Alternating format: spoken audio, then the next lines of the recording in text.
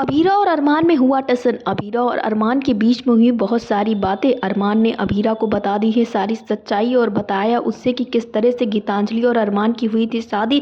उसने बताया कि गीतांजलि ने किस तरह से उसे किया था ब्लैकमेल, क्योंकि बार बार अरमान जो है वो अभीरा के पास जाता है, जिसके बाद अभीरा परेशान होकर उससे ये बात कही देती है कि अब जो अभीरा है वो उसकी पत्नी नहीं है, उसकी पत्नी गीतांजलि है, तो वो बेटर होगा कि गीतांजलि पर ध्यान दे। और यहीं पर आपको देखने को मिलेगा कि डांडिया नाइट के बाद जब अभीरा काफ़ी ज़्यादा परेशान होती है तो यहीं पर अरमान जो है वो अपनी सारी फीलिंग्स अभीरा के सामने कन्फेस कर देता है।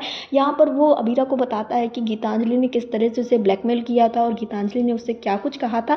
फिलहाल तो यहाँ पर जो अभीरा है वो अरमान से ये कहती हुई नजर आती है कि उसने गीतांजलि से पूरे होशो हवास में शादी की थी और फिर चाहे जो भी हो, जिस भी रीजन से उसने उससे शादी की, लेकिन अब गीतांजलि उसकी असली पत्नी है और गीतांजलि के साथ वो खुश रहे। लेकिन अरमान ये सारी चीज़ें सुनने को तैयार नहीं है। वो अभीरा को बस यही समझाता हुआ नजर आता है कि जो पिछले 7 साल अभीरा और अरमान दूर रहे, उस दौरान भी अरमान ने किसी और लड़की के बारे में नहीं सोचा था। अरमान तब भी अभीरा के लिए ही जी रहा था और आज भी वो वही करना चाहता है। बस वो मायरा थी जो गीतांजलि को अपनी मम्मी बनाना चाहती थी, तो इस वजह से उसने ये स्टेप उठाया था।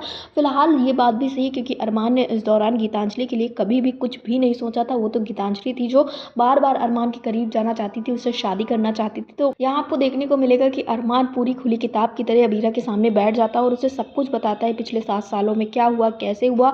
और जब अंशुमान और अभीरा की शादी होने वाली थी तो उस दौरान जो गीतांजलि है उसने क्या क्या प्लान्स किए थे अरमान से शादी करने के लिए, उसने किस तरह से उसे धमकाया था। लेकिन अब तो अभीरा यही कहती हुई नजर आ रही है जो भी हो गीतांजलि के साथ उसे रहना चाहिए और अरमान हर एक कोशिश कर रहा है उसे हर चीज़ समझाने के लिए। यहाँ पर दादी साहब आती हैं और दादी साहब भी अरमान को डांट लगाती हुई नजर आती हैं और उससे कहती हुई नजर आती है इस तरह से दो दो लोगों की ज़िंदगियाँ बर्बाद हो रही हैं, तो इससे बेहतर ये होगा कि सिर्फ और सिर्फ अरमान एक के बारे में सोचे और अगर गीतांजलि उसकी पत्नी उसके साथ वो रहना चाहता है तो वो उसके साथ रहे, और अगर वो अभीरा से शादी करना चाहता है एक बार फिर से तो वो गीतांजलि को फिर छोड़े, क्योंकि इस तरह से दोनों को अपने साथ रखना बिल्कुल भी सही नहीं होगा। तो आपको क्या लगता है, जो गीतांजलि और अभीरा के बीच में किसी एक को चुनना है, या यूं कहें कि जो दादी साहब ने अरमान को कहा है उनमें से अरमान को करना चाहिए या नहीं करना चाहिए, और आपको क्या लगता है अरमान किसे चुनेगा? हमें कमेंट बॉक्स में ज़रूर बताएं।